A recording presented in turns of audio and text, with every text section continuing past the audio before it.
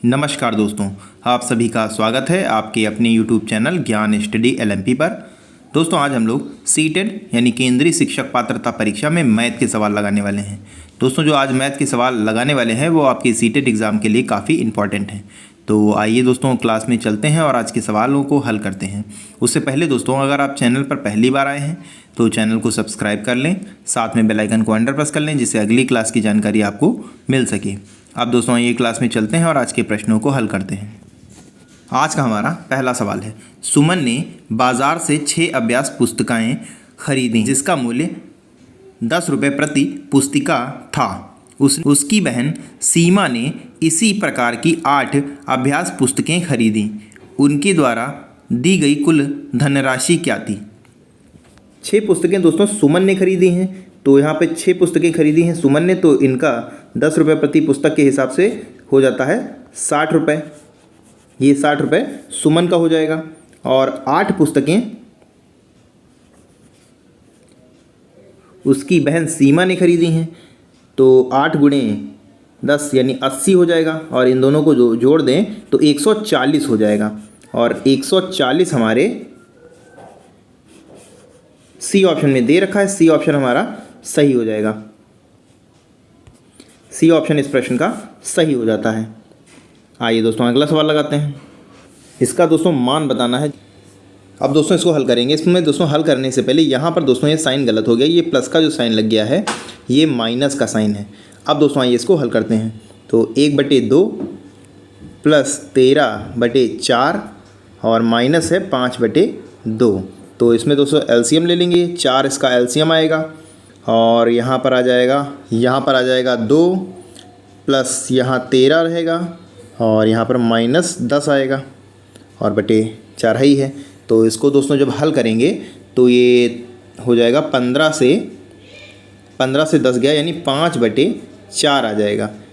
5/4 हमारे B option में दे रखा है। बी ऑप्शन हमारा सही हो जाएगा। और दोस्तों इसको एक सही 1/4 भी लिखा जा सकता है, तो ये भी हो सकता है पूछा जा सके, तो ये ऑप्शन भी हमारा सही हो जाएगा। फिलहाल इस प्रश्न का बी ऑप्शन सही हो जाता है। आइए दोस्तों अगला सवाल लगाते हैं। अगला दोस्तों सवाल है, यहाँ पर अब ये दिया हुआ है, इसका मान बताना है।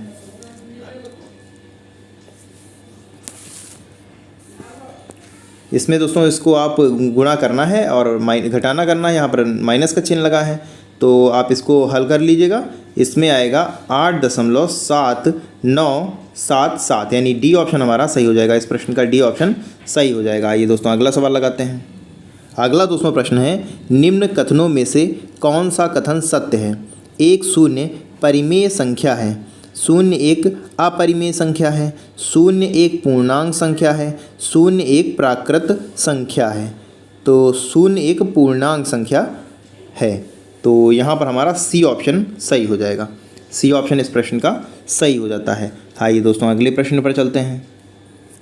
अगला दोस्तों प्रश्न है, एक अध्यापक अपनी कक्षा में छात्रों को त्रिभुज की रचना संबंधी प्रश्न हल करवाता है।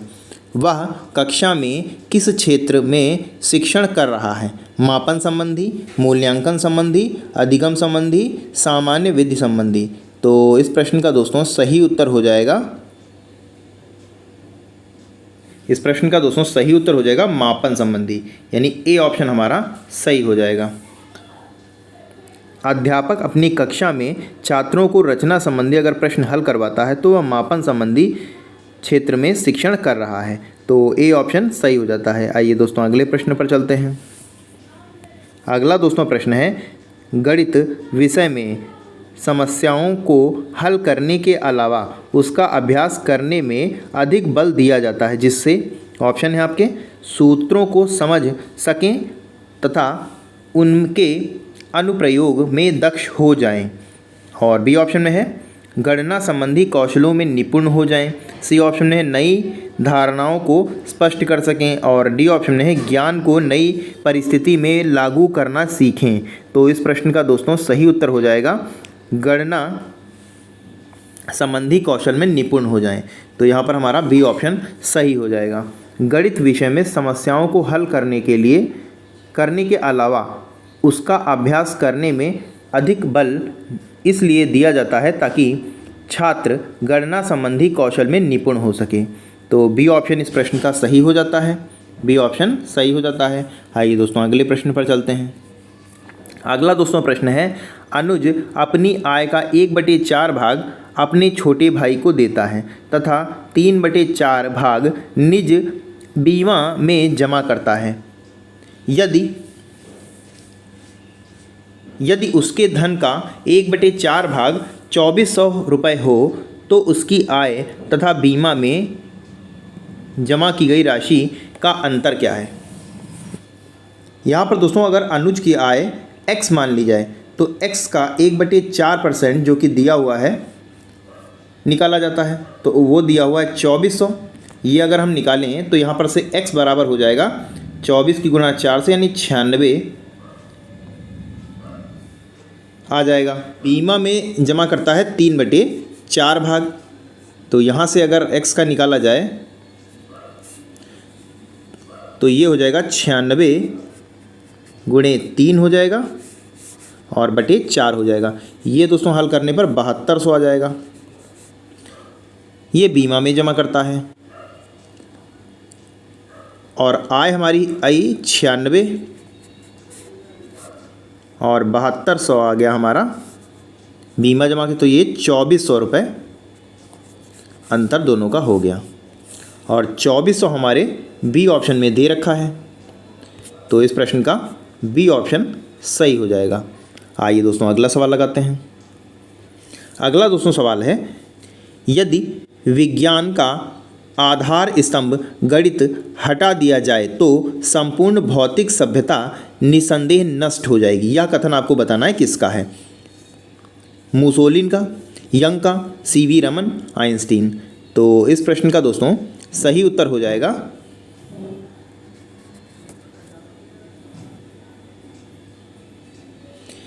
इसमें दोस्तों बी ऑप्शन हमारा यंग सही हो जाएगा। यदि विज्ञान का आधार स्तंभ गणित हटा दिया जाए तो संपूर्ण भौतिक सभ्यता निसंदेह नष्ट हो जाएगी, ये यंग ने कहा था। तो यहाँ पर हमारा बी ऑप्शन सही हो जाता है। आइए दोस्तों अगले प्रश्न पर चलते हैं। अगला दोस्तों प्रश्न है, एक दी हुई भिन्न की तुल्य भिन्न ज्ञात करने के लिए कौन सा कथन इसमें सत्य होगा।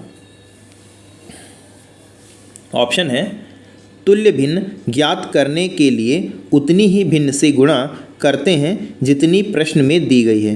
बी ऑप्शन में है, सदैव परिमेय संख्या से गुणा करते हैं। सी ऑप्शन में है, अंश और हर को एक समान शून्येतर संख्या से गुणा करते हैं। और डी ऑप्शन में है, अंश और हर को एक समान शून्येतर की संख्या से भाग देते हैं। तो यहाँ पर हमारा सही उत्तर हो जाएगा सी ऑप्शन दोस्तों हमारा सही हो जाएगा। दी गई भिन्न की तुल्य भिन्न ज्ञात करने के लिए अंश और हर को एक समान शून्येतर संख्या से गुणा करते हैं। तो यहाँ पर हमारा सी ऑप्शन सही हो जाता है। आइए दोस्तों अगला सवाल लगाते हैं। अगला दोस्तों प्रश्न है, मीरा ने 50 सेब खरीद कर 40 सेब इतने रुपए में बेच दिए जितने 50 सेब खरीदे थे, तो उसे प्रतिशत लाभ होगा। यहाँ पर खरीदे गए सेब की संख्या की अगर हम बात करें, यानी ए अगर मान लें तो ये हमारा दिया हुआ है 50 और बेचे गए सेब यानी बी अगर मान लें तो ये हैं 40। 50 सेबों का क्रय मूल्य 40 सेबों के विक्रय मूल्य के समान हो जाएगा। तब यहाँ पर लाभ प्रतिशत हमारा हो जाएगा ए माइनस बी इंटू 100 और अपॉन में बी हो जाएगा। और तो अब जो हमने ए और बी माने थे वो मान रख देते हैं। ए हमने माना था 50 और बी माना था 40 और नीचे 40। ये चाहे आप ऐसे समझ लीजिए, दोनों का अंतर और बटे वो परसेंट नीचे रखा जाता है जिस पर हमें मान निकालना होता है। 40 पर हमें मान निकालना है, 40 हमने रख दिया और गुणे 100 से इसकी कर देनी है।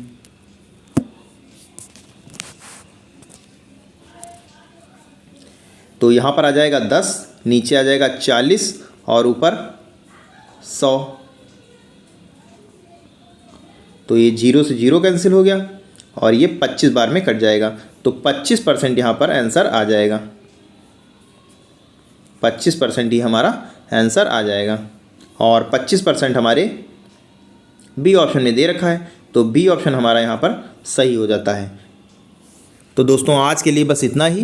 कैसी लगी आज की क्लास कमेंट करके ज़रूर बताएं, और अगर आपको आज की क्लास अच्छी लगी हो तो लाइक करें, और अगर दोस्तों अभी तक आपने चैनल को सब्सक्राइब नहीं किया है तो चैनल को सब्सक्राइब कर लें, साथ में बेल आइकन को अंडर प्रेस कर लें, जिससे अगली क्लास की जानकारी आपको मिल सके। तो मिलते हैं अगली क्लास में, तब तक के लिए नमस्कार, जय हिंद, जय भारत।